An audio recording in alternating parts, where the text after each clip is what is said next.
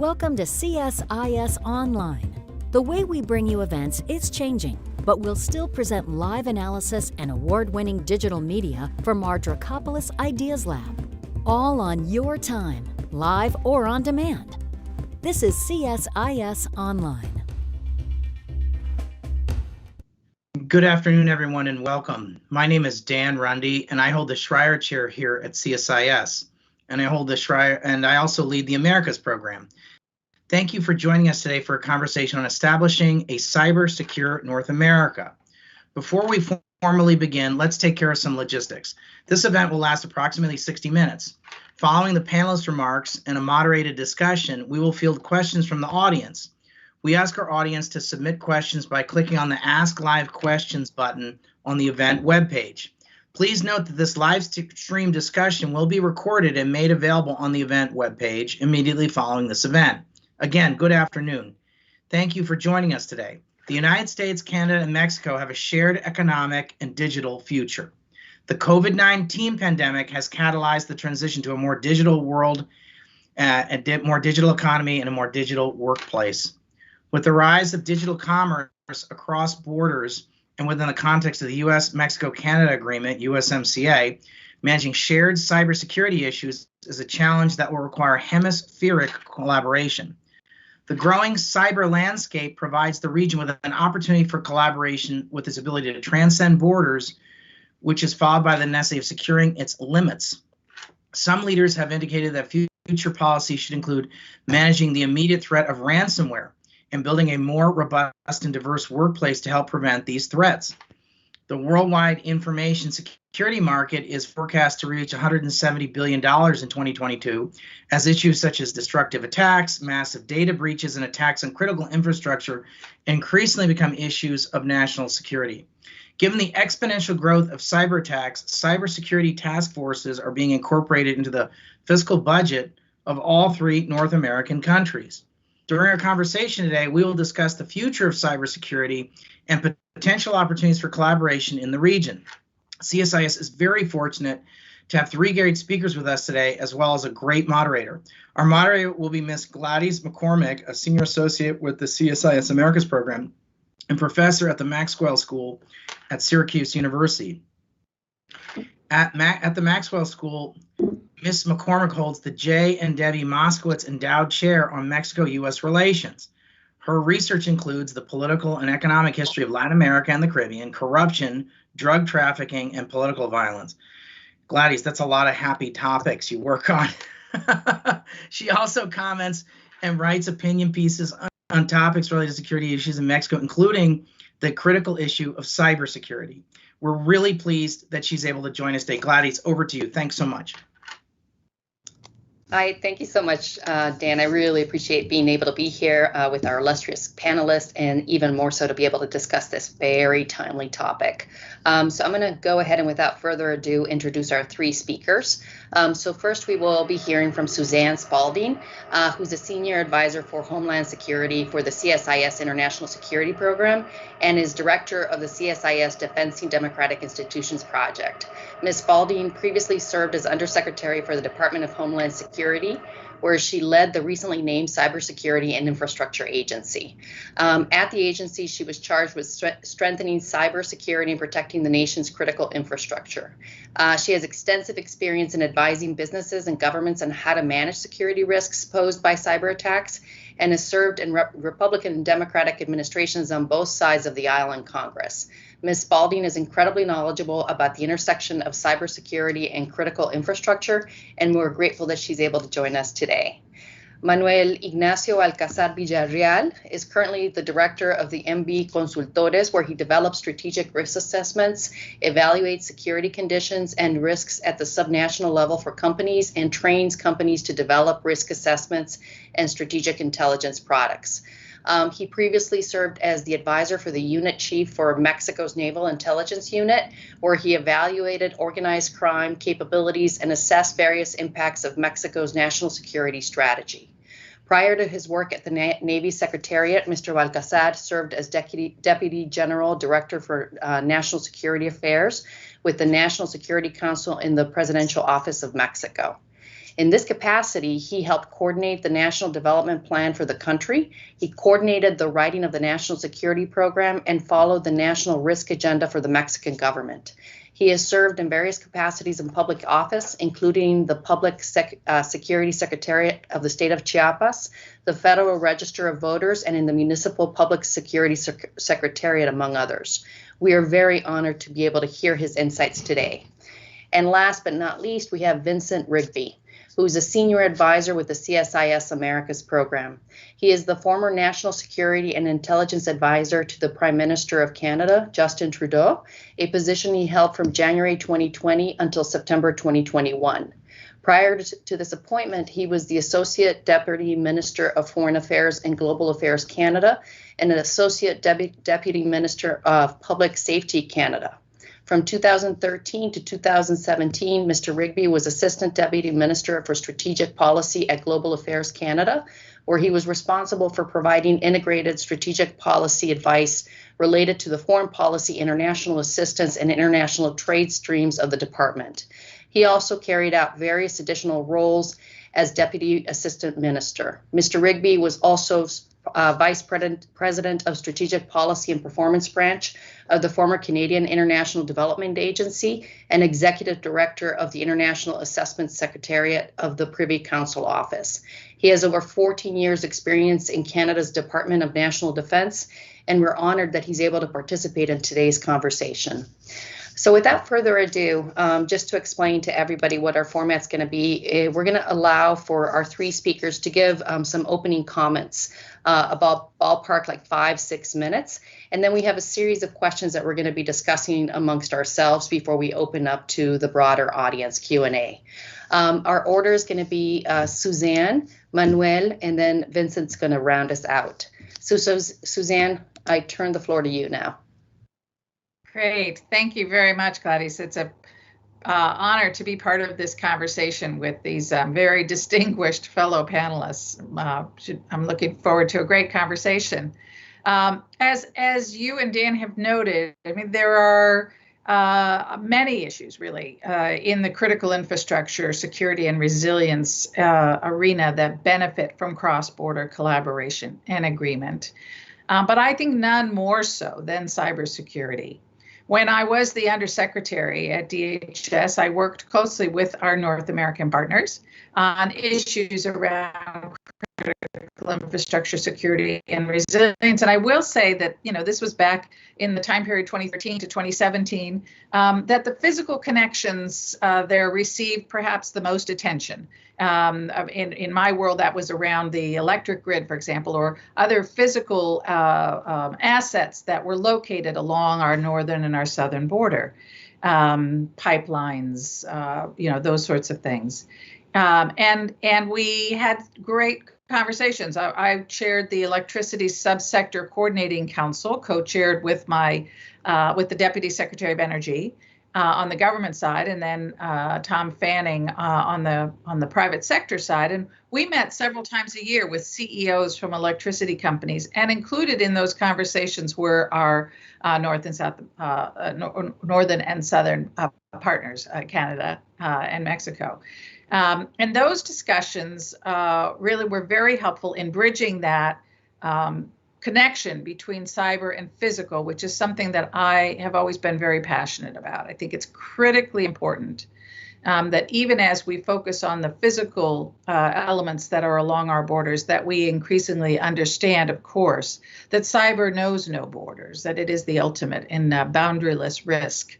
And we need look no further than things like NotPetya and WannaCry and even solar winds, and that have clearly had reach far beyond any single country.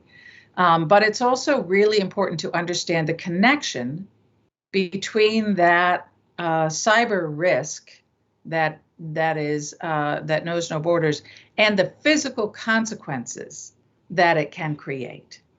And I have always felt that it's critically important that we understand that from a risk management perspective, that we understand that what we are really all about is not protecting computers or even IT networks, but about protecting the functions that they enable. And those are the functions in the real world. And we see the consequences of disruption in the real world. And as we look at assessing risks from cyber disruption and at mitigating risks from cyber disruption, we have to focus on the consequences in the real world of the disruptions to these IT networks. And I think that's something that generally gets short shrift in cybersecurity. But I was very pleased to see, first, that cybersecurity was included in the USMCA, but also the treatment that it received there. It was terrific to see the NIST cybersecurity framework. It wasn't referred to by name, but the lexicon there. The areas of focus that are contained within the cybersecurity framework were incorporated within USMCA, and I thought that was really a great sign and a good step forward. It's really important for collaboration that we have a similar lexicon and a way of breaking down the risk management of cyber. But what I also thought was fascinating as I was preparing for today's conversation was realizing where we were then and how we have evolved. And that is particularly around the singular focus on risk-based, consensus-based approaches rather than prescriptive approaches. And it's certainly where I was at that time, and my own thinking has evolved. And I'm happy to discuss that as we get into the Q&A. Thank you so much, Suzanne. I appreciate it. Now we turn to Manuel Ignacio. Yes, thank you, Gladys. Well, I'll speak with the general comments and then try to do some words about the national discussion questions when sent to us. First one is we are in a wonderful time because last year's Merida initiative, that was the mechanism for Mexico and U.S. collaboration on security. The Foreign Affairs of Mexico has declared it has finished, and also there was a mechanism with Canada, the Paul Mill Talks dialogue. It was a high-level dialogue among Mexican and Canadian officers, and also USMCA is launching. So it's a new era to start with. The issue here is that I see some asymmetrical treatments for cybersecurity on all the countries. Mexico has many challenges to do on that area, and after that, I think if cybersecurity is not properly treated, we might focus big troubles. But we have an issue here. Some of the corporation enterprises do not accept publicly the fact that by having a cyber attack. For example, oil company of Mexico, Pemex, had an attack, and they didn't accept until the last time they had a ransomware. I remember US also last winter, if I'm right, had an attack, and they accepted until then. So it's understandable because the companies has a prestige to protect, and they are not saying, hey, I have a cyber attack. By now, we have seen only ransomwares, but in the future, what if it's about a terrorist attack, taking control of electricity network or other strategic areas? That's a main point of concern, and I think the three countries might launch a new initiative to work with. After that, I'm trying to answer about the new appointment of Ambassador Kenneth Salazar in Mexico regarding his experience on security. That's a major asset, of course, but the thing that Mexico has to develop very fast is the role who is going to attend this security experience in order to build a cybersecurity strategy. Mexico now is dealing with where is the National Guard going to be, at the public safety minister or at the army, at the defense minister. So after that, I'm thinking that cybersecurity is at second place and it should be at the first. We must remember that some years ago, Bank of Mexico also was attacked. That was not a ransomware, that was a case of cyber thieves that they programmed ATM machines to deliver money all over the country and took away several millions of pesos. Of course, they were caught, but we can see different kinds of operation. We also have mafia boss from Romania in Mexico, Florent Tudor, and he was programming ATMs machines in the peninsula, the Yucatan in Quintana Roo, to steal the information of many customers. So there are many problems that experience of Ambassador Salazar could help, and of course Mexican authorities, but cybersecurity issues should be at the agenda. And I think in this area, public and private collaboration will be an asset and would be the only way to respond on a comprehensive strategy to focus and prevent many of the major incidents that we might see on the next years. Thank you. Thank you so much. And then Vincent. Thanks very much, Gladys. Greatly appreciated. Thank you for this opportunity to appear today. I've been off the government books for all of about 4 days, so this is my first time speaking publicly without an official's hat on my head. So it's new territory for me, and it feels very liberating in many ways. I can say whatever I want, but at the same time, we have a rule in Canada called the cooling off rule, where for a little while anyway, you're not supposed to be too provocative and criticize government policy or anything like that. So I'll my comments today will be gauged to a certain extent with that in mind. But I certainly have views and certainly have opinions about cybersecurity. As Gladys mentioned, the last 3 or 4 jobs I've had as the National Security Advisor, as the Associate Deputy at Global Affairs and at Public Safety, and also as an Assistant Deputy Minister of Public Safety and Strategic Policy. Cyber was on my agenda, was on my radar screen a great deal. I think that speaks to the importance that Canada places on cybersecurity. Obviously, as the National Security Advisor, dealing with the Prime Minister and the Prime Minister's office on a regular basis and helping coordinate our national security community, cyber was front and center. And then in GAC, the international dimension of cyber.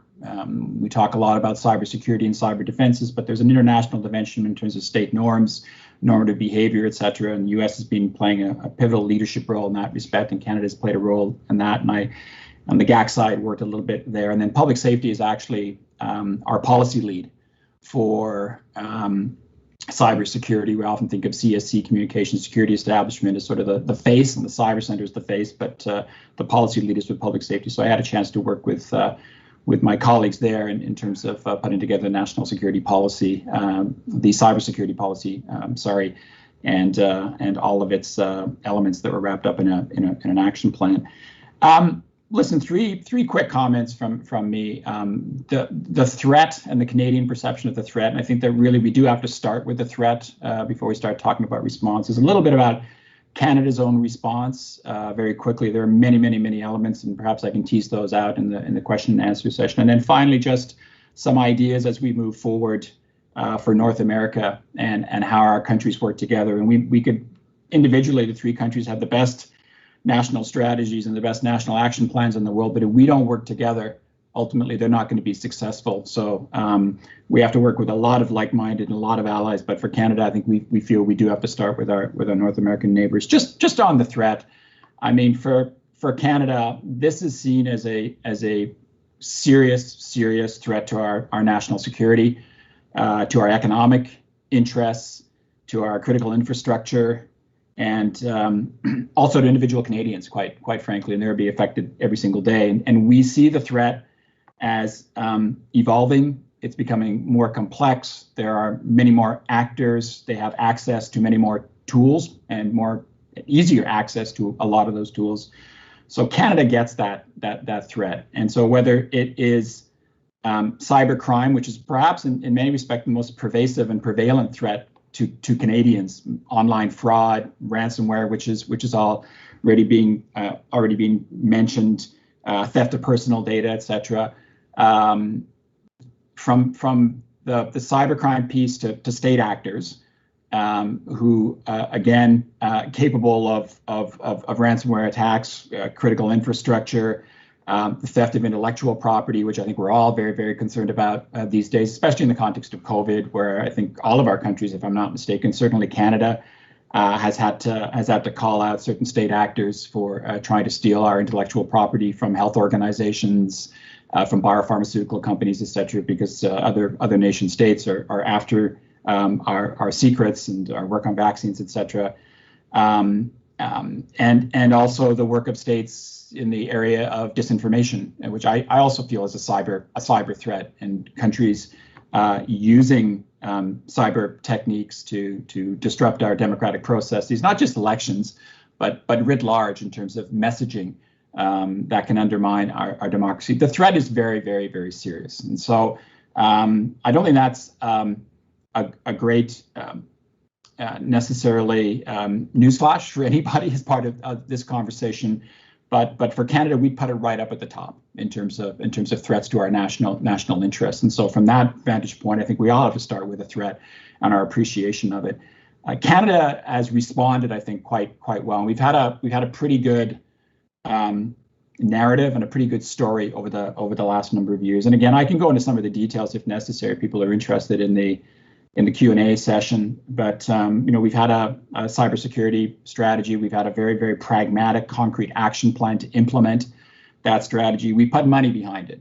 So in the budgets in 18 and 19, we put almost $1 billion into cybersecurity and a whole range of initiatives across not just hard cybersecurity defense, but also developing our cyber expertise, which I think for all of us is an issue, and competition with the private sector, et cetera, to working more with the private sector at the same time, and setting up new bodies like our Cyber Center and like our cybercrime unit within the RCMP. So a lot of concrete work has been done. I think we're quite proud of that work, and we want to continue to work on it. I think operationally, CSE, our foreign intelligence agency with respect to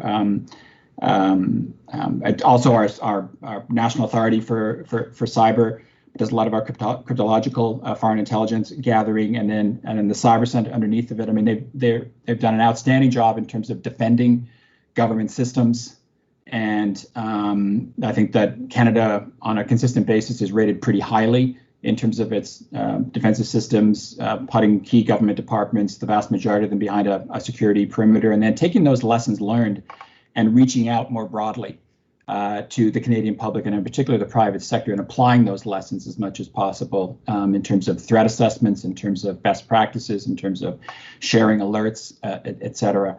And so I do think for Canada, for all of us, these approaches have to be whole of society. We often talk about whole of government.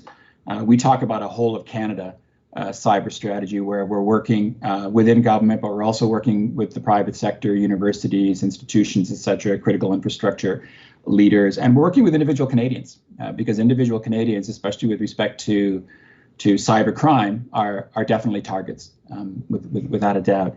So lots and lots of work still to do in terms of Canadian efforts, and I can talk about some of those later on in terms of further work with the private sector and how we engage with the public. But we, I think, have done a pretty solid job. But forever on the alert for an evolving threat, and so we have to be on our toes. Last point I'll make, just in terms of Canada, U.S., Mexico. I think there are tremendous opportunities here, and we've already mentioned the trade agreement.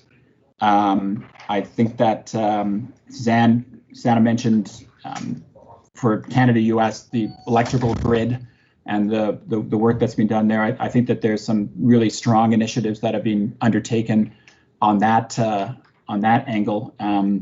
As Susanna said, we've seen a little bit of what could happen if the electrical grid goes down. There's a major power outage. We saw that in northeastern United States back in I think it was about 2003, 2004, nearly 20 years ago now. But the impact that had on not just the United States, but on Canada as well. So A lot of good work has been done. I think a lot of good work still needs to be done. And I know our Natural Resources Canada, sort of our Department of Energy, has been working closely with the U.S. Department of Energy to pursue some initiatives in the recent roadmap that was set out by President Biden and Prime Minister Trudeau on the Canada-U.S. relationship. There's a specific reference to doing further work on addressing the cyber threat in the energy sector, and to actually establish a framework and push that even further.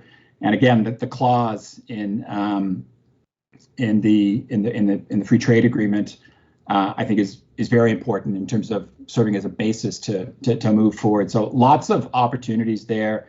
I think in the Canada-U.S. dimension, so focused on the electrical grid, but I think we need to think about other sectors as well, and what else do we need to look at. And it always starts, I think, with information sharing of best practices, and how can we build on that? And again, not just government to government, because we can't do this just government to government. It's got to engage the private sector to a considerable extent. How do we bring them into that discussion? So I'll stop there. Just some random thoughts to kick off, and looking forward to the discussion. Thank you. Thank you so much for those comments. So the three of you have given us a lot to think about, to say the least. So let's, before we kind of go into the full audience Q&A, I'd sent some questions in advance just to sort of give you some ideas of where I wanted to take the conversation and build off of the comments that you just said.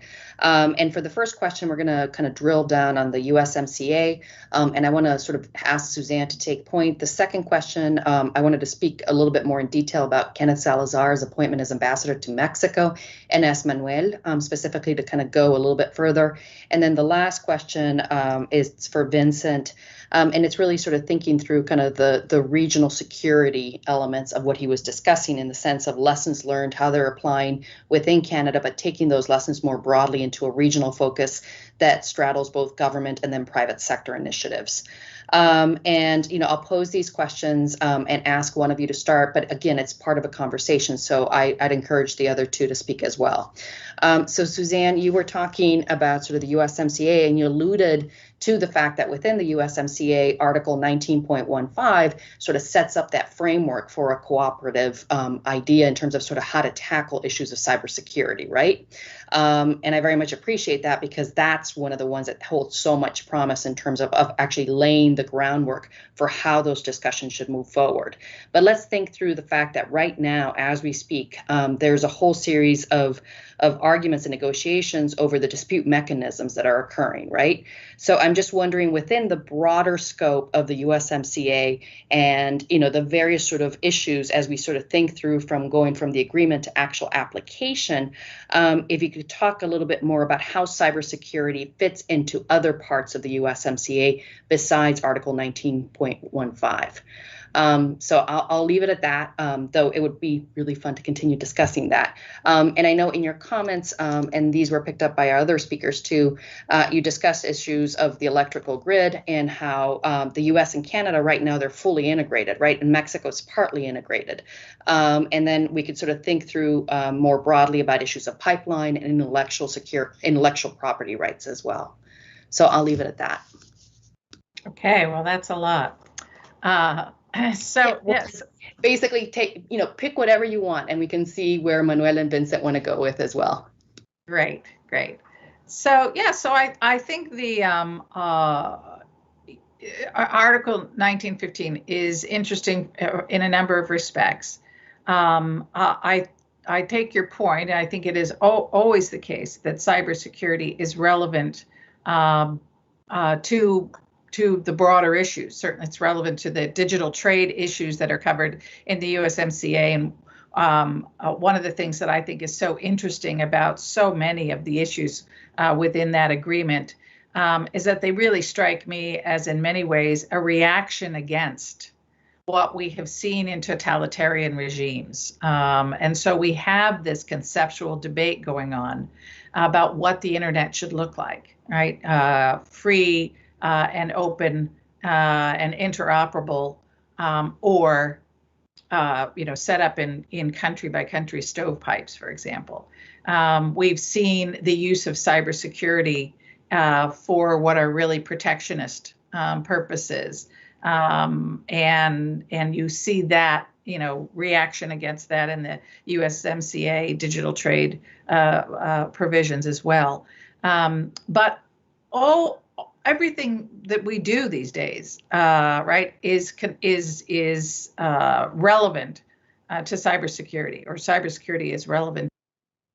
We do, because everything is being done through that network, through the internet, through communications, information and communications technology. So it does cut across. And I think we're realizing increasingly how dependent we are. And so what we've started to do in the United States is to think about systemically important critical infrastructure, right? And thinking about it not just in a sector. So the electricity subsector is particularly critical for everything that we do. We don't have electricity, the entire ICT framework falls apart.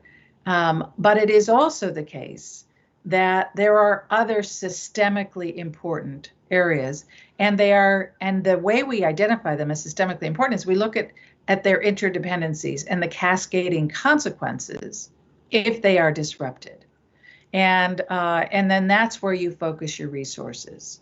So as we look at systemically important infrastructure, and it might be, clearly it's electricity, it could be the pipelines, right? The oil and gas pipelines that you look at, elements of that, elements of the financial system, elements of our healthcare system, the lifeline sectors, water. We're increasingly aware of how systemically important that is.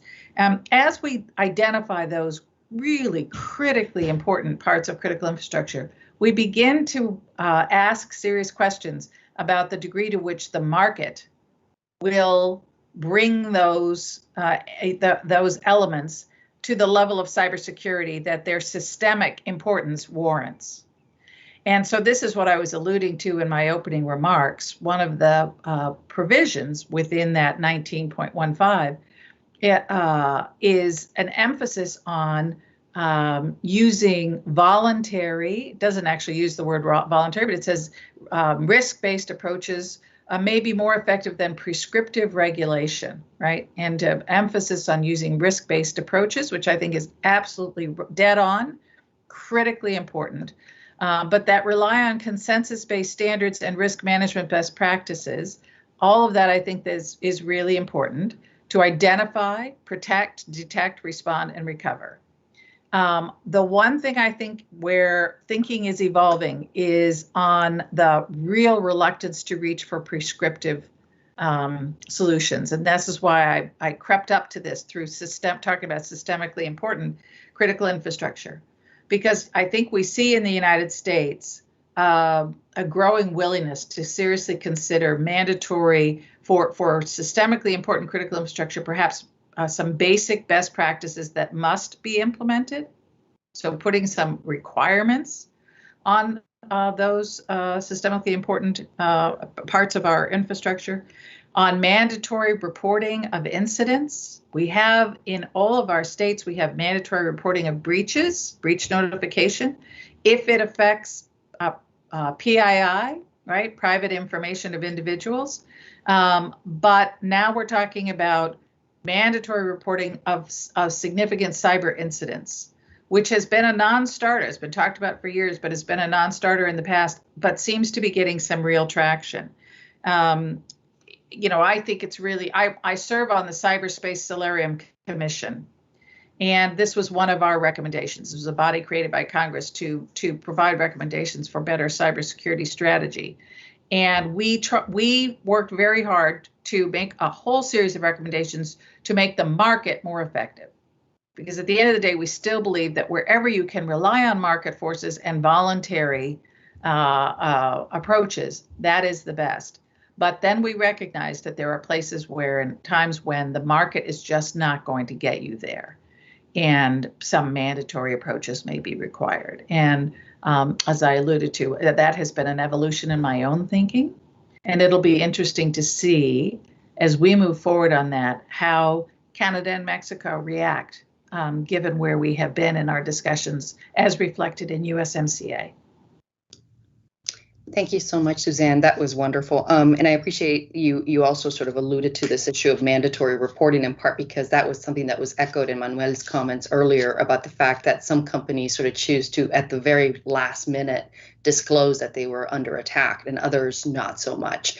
So there's just a tremendous amount of discrepancy. So Vincent, Manuel, is there anything else that you would like to add to Suzanne's comments about the USMCA? Can I jump in? Go ahead, please. Sure.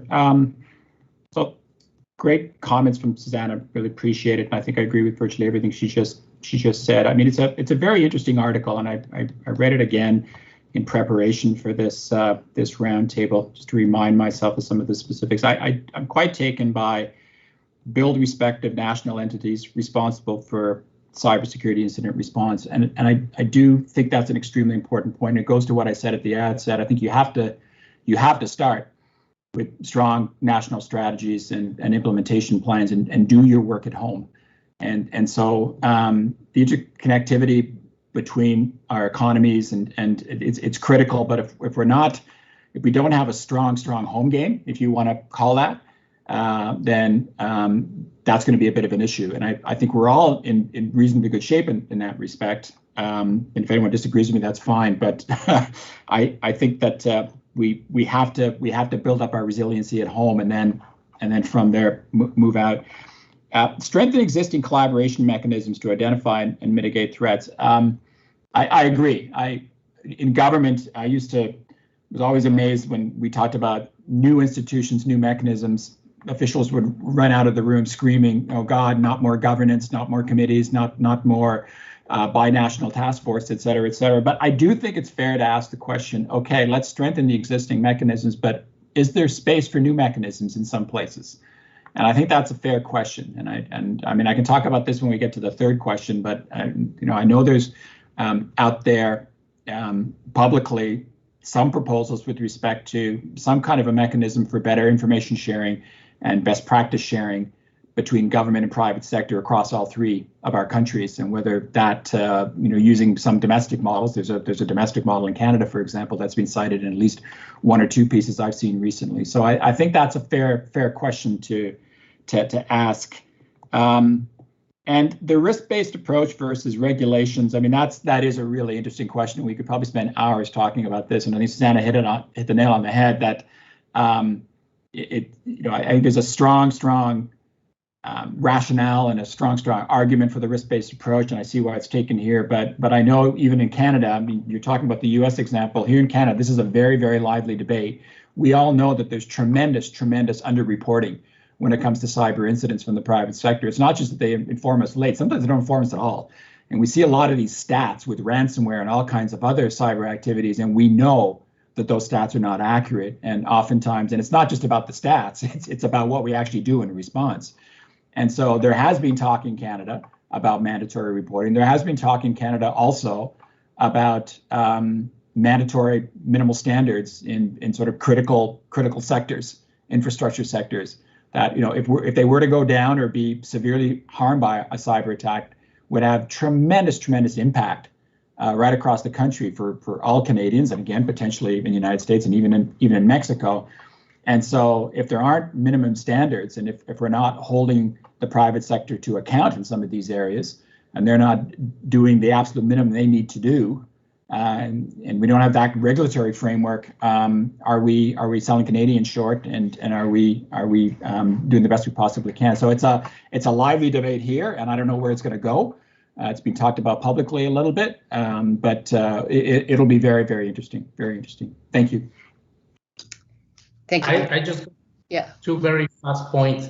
I think COVID-19 made us speed into many actions and taking risks that in other time we hadn't taken, but now there are some vulnerability windows open, and that's a main challenge for the governments. I think also a trilateral strategy should consider the budget, because every time the programs, the plans are wonderful, but they have no money. If there's no budget, then you have nothing to do. And I think private enterprise and government should help on this area. I also would focus at the human dimension of cybersecurity, as Susan said before. And I was thinking while hearing her about Edward Snowden. Edward Snowden showed us that even if you have the best cybersecurity protective measures, if you have a human condition breaking, not believing, you will have a major risk. And finally, I would say we are against the time because artificial intelligence developing. By now, I can think that humans are making all this hacking and risk and threats.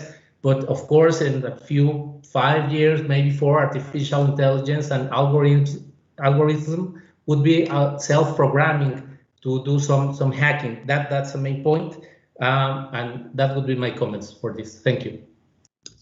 Thank you so much. That was fascinating. I think, to be honest with you, I think we could sit here for hours just talking about the USMCA and it's sort of the ramifications for thinking about cybersecurity. So let's shift gears and focus on the recent appointment of Kenneth Mills as ambassador to Mexico. And that very much ups the ante in terms of this sort of broader conversation about security because that's sort of what he brings to the table.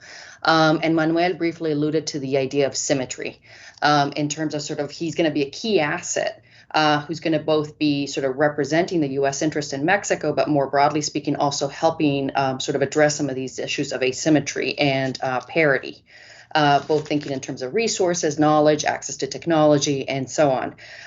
So the question that I had sent you in advance was to sort of think about how his appointment is going to continue to affect negotiations between the U.S., Mexico, and Canada over issues of cybersecurity. But let's sort of pivot that question around and think through the notion that if you were advising the new ambassador to Mexico, what would you sort of suggest that he keep in mind over issues of regional integration and cybersecurity as he goes to Mexico? And I'm going to, rather than start with Manuel, I'm going to go ahead and go Vincent, Suzanne, and then end up with Manuel. So in other words, you've recently taken an imaginary job with the new ambassador. Okay. I thought you were going to ask me to actually speak specifically to what Manuel should be advising his minister or president, and I wouldn't put myself in those shoes. I think in terms of advising a new government, and of course we're in a world of a new government right now, so it's a very appropriate question for us. A new old government, another minority liberal government, so well versed in cybersecurity issues. We've had a lot of talks with the government over the last couple of years. But I think there's a number of things. Again, I think you have to start with the threat, and I think even with a new government, remind them just how serious this threat is. And so again, perhaps that is a no-brainer, and perhaps that is a given. But there are so many threats out there in the national security realm these days. And as the national security advisor to the prime minister, I was juggling multiple balls on any given day, and we've all been in that position. And I just want to make it absolutely clear to a new government, cyber's right there at the top of the list, or one of the biggest of those balls that you're juggling. It's a big one. I think again, this notion that we need to articulate this threat very clearly. It's a whole of government, whole of Canada response. And so it's not just about the work of specific government agencies. I mean, our cyber center does a fantastic job, CSE, public safety, I could go down a long list of departments. But again, it's about the private sector. It's about Canadians individually. It's about so much more, so that you have to think in very holistic terms, and you have to, in pulling that strategy together, or continue to implement the current strategy, think big and think in terms of all regions of the country, all elements of society, all elements of the economy at the end of the day. And on that topic, sort of as a subset, I think ongoing work with the private sector, I think is absolutely critical. And again, I think that Canada's done a pretty good job, and I think the creation of our cyber center in 2018, which is very public facing and regular contact with the private sector in terms of the threat assessments and alerts and all of that. But it goes back to the comment that Suzanne made and I made as well, that I think we need to go further in many respects. And we need to have that conversation about whether we need to hold the private sector's feet to the fire, if I can be so bold, a little bit more. And you know, that might be a contentious issue for some. It probably is a contentious issue, but it's got to be a discussion that takes place in my view. So I'll stop there, and those would be 3 or 4 key elements. I could probably go on forever, but let's stop there. Suzanne, how about you? Great. Well, I'll pick up on Vincent's, really important point about the role of the private sector to start. I do think there's a bit of a grand bargain to be made there. And again, I will refer to the Cyberspace Solarium Commission report. You know, in conjunction, and this is what I hope our Congress will do, in conjunction with any kind of mandatory reporting, they ought to establish what we call it a Bureau of Cyber Statistics, but a place where the data that is now then going to come in that gives us a better sense of what the denominator is, for example, for these trying to assess the scale and scope of cyber attacks and cyber incidents, that it would not just fall into a black hole in the government and gather dust on someone's desk, but go to a place where it will be analyzed, where value will be added to it, and then provided back to the private sector so that they can make those risk-based decisions and determine a return on investment for their cybersecurity investment. And without that data, it's very hard to do that. So I think that's one thing. The other piece of bringing in the private sector is how important it is to bring in the private sector as a partner in your planning for prevention, for response, for recovery. And so one of the most exciting things that's happening right now in Washington, in my old organization at DHS, which is now called CISA, the Cybersecurity and Infrastructure Security Agency, is the establishment of the JCDC, the Joint Cyber Defense Center, under government auspices, but where the private sector has been brought in, 15 or 20 different, at this point, cybersecurity companies primarily, to be members of this center on an ongoing daily basis to provide not just share information, but insights. So I think that's critically important. I agree with Vincent. The other 3 things I would emphasize in this advice, is picking up on Manuel's point as well about the importance of. I have a good colleague, friend, who says strategy without resources is hallucination, right? So if you're going to have a strategy and you're going to make this important, you've got to devote the resources to it. Second is, and this is something that has been touched on as well, is the importance of resilience, focusing not just on protecting and defending those IT networks, and this goes to my earlier points, but on having continuity plans. Do everything you can to try to protect and defend the network, then assume that's going to fail and you're going to have a disruption. Now, how are you going to reduce the consequences of that failure? Can you put in hand cranks? Can you have paper ballots? Can you string copper wire, right? So that's critically important and gets lost in the cyber discussion. And then finally, I would agree with Vincent that thinking about information operations and disinformation at part and parcel of your cyber strategy is increasingly important. Our adversaries do not put these in stovepipes, right? Our adversaries see cyber and information operations as being very much linked, and we need to do the same. Okay, it's wonderful. Manuel, we're going to finish up with you, but I feel that what we've heard from Vincent and from Suzanne is that their advice to the new ambassador would be very much to sort of press the Mexican government as well as the U.S. government to sort of raise the importance of sort of cybersecurity for both countries, but certainly for Mexico. How do you feel about that? Yeah, I'm agree on the point.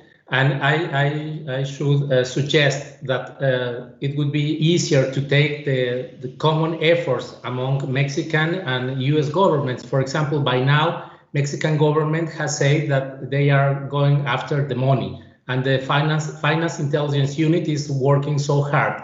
And this gave us to a key issues at cybersecurity, money laundering and cryptocurrency. That also are one of the issues that are going on. And exactly yesterday were presented these Pandora papers, the same with Panama papers. And you can see many interesting things that it's supposed in Mexico, finance intelligence units is going to work. So that would be an opportunity window for the ambassador to promote. And I also would focus on the border of Mexico and USA, because that would be the hardest place for an incident to happen, a cybersecurity incident. If it's happened in Mexico, it is a problem for us in Mexico, but it's not a bilateral problem. And that would be another key issue, for example. And I would suggest the ambassador to promote in Mexican government to integrate the national security program. National security program is mandatory by law, and this actual administration has not released its own. We don't know the reason why it has not been delivered, but in that program, you could see in the past two administrations the cybersecurity treatment to any risk.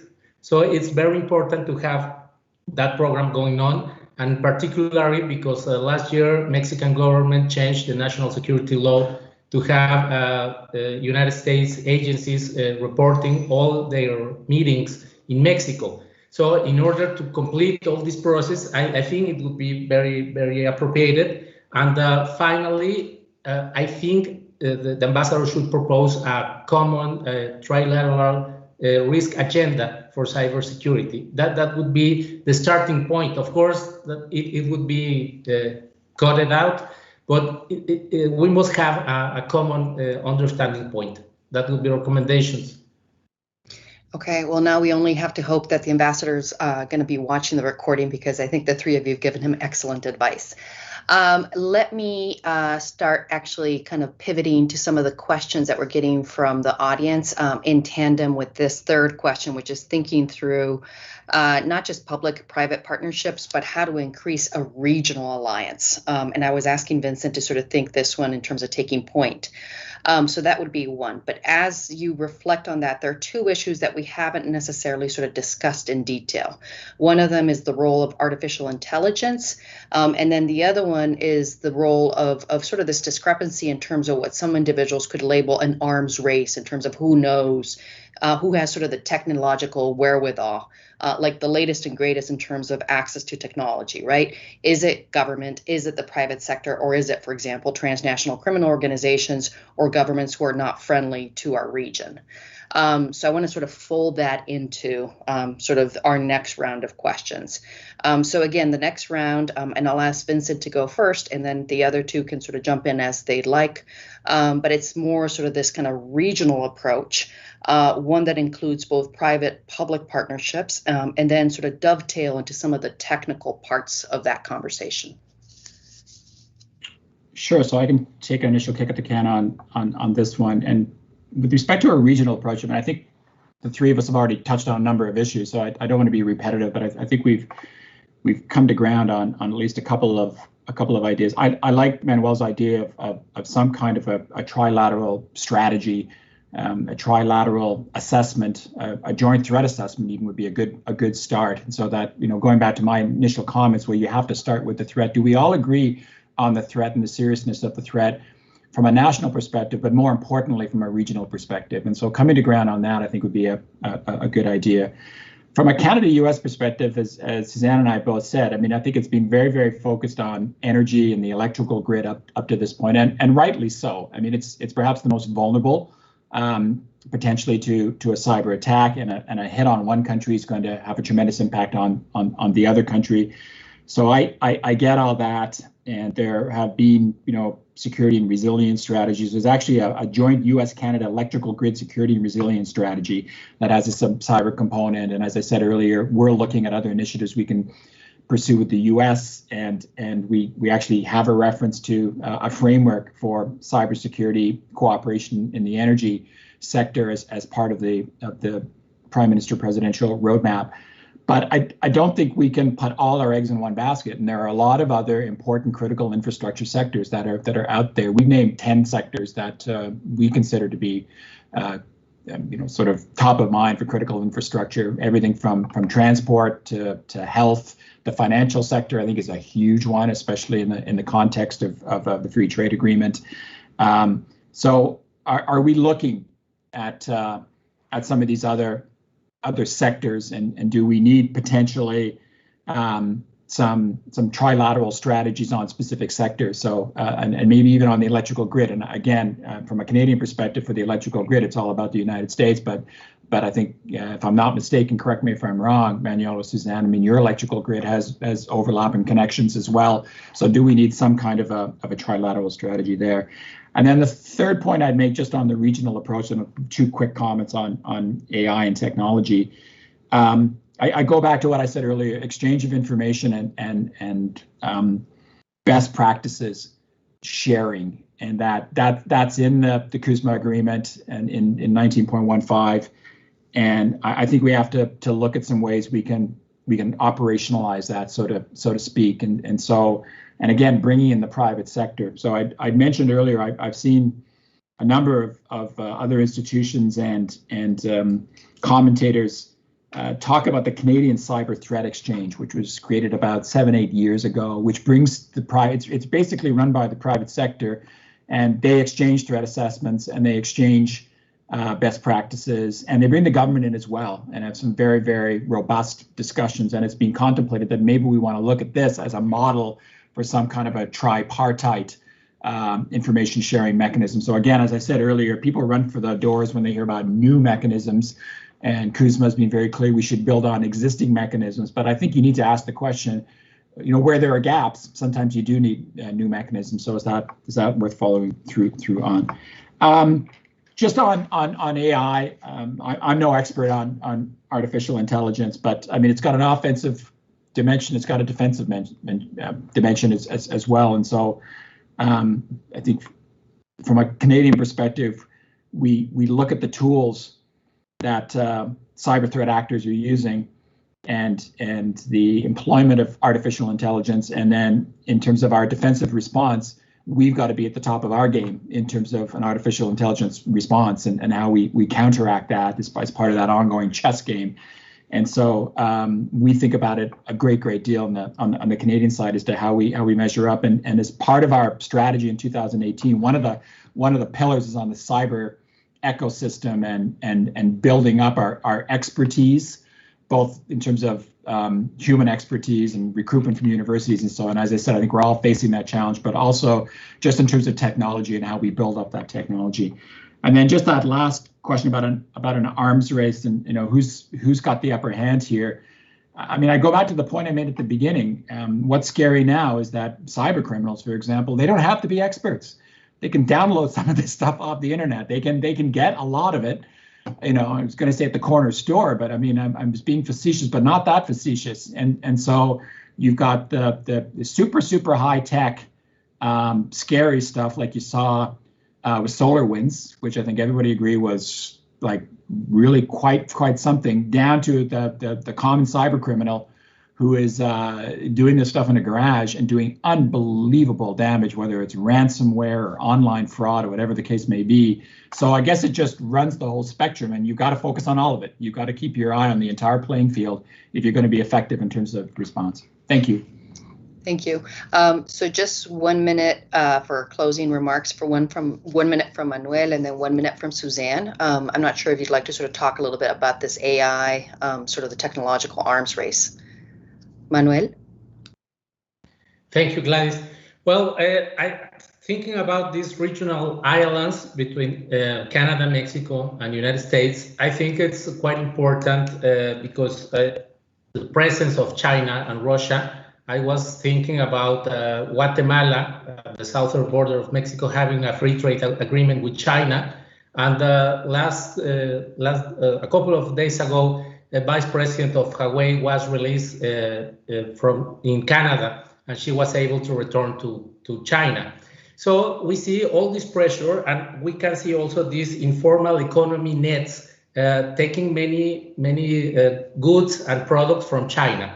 So we are in a kind of a race against that, and the only way to protect the commerce in terms of USMCA is having a strong regional islands. It's not easy, as we have discussed this session, but I think that should be a strong idea for decision makers to take and develop in the future. Thank you. Thank you, Manuel. Suzanne, do you want to finish us up? Sure, I totally agree, Manuel and Vincent and Manuel, as Vincent did. Let me endorse your idea for a trilateral joint, whether it's a joint threat assessment or joint leading to a joint risk assessment. But I think it makes a lot of sense. And one thing I would say about AI is I think one of the ways it intersects cybersecurity is that I do believe that much of the malicious cyber activity from China, scooping up vast amounts of data, may well be to improve their AI, because that it needs tons of data, to really make it effective. And it highlights for me one final point on cybersecurity, which is how important it is to understand what our adversaries' objectives are using cyber. That cyber is a tool for them to achieve a broader strategic result. And it's a reminder that we cannot cede cybersecurity risk management to our IT professionals. They're wonderful, incredibly hardworking people, but cyber is a tool to achieve strategic objectives. We need intelligence broadly about what those objectives are. And we need to think about our response in terms of how do we frustrate our adversaries' ability to achieve the objective they want to achieve. And that might be resilience, to deny their benefits. So again, breaking out of the technical stovepipe. Thank you, Suzanne. I appreciate it. And that's a wonderful way to finish up our panel today. So we are at the 3:01 mark. So I wanted to thank the three of you so much for your generous comments and being with us this afternoon. Incredibly grateful. And I wish everybody the best on behalf of CSIS. Bye. Bye-bye. Thank you. Bye. Bye-bye.